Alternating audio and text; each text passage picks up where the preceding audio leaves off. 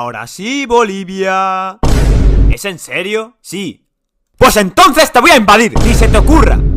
Eso, deja en paz a Bolivia. Y a Perú. ¿Pero qué demonios? Cállate o te inflo. Pero ni peros ni nada. Ya estamos hartos de que todos los días un país se levante de mal humor e invada a todo el mundo.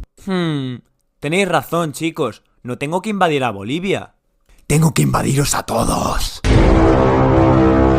Ahora estamos solos, Bolivia. No, por favor, Brasil. Tengo una vida por delante. Déjame vivir, por favor. ¡No! Muy bien, tú lo has querido.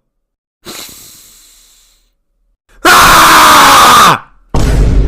Muy bien, Brasil. ¿Qué hemos aprendido hoy? ¡Que me duele el culo!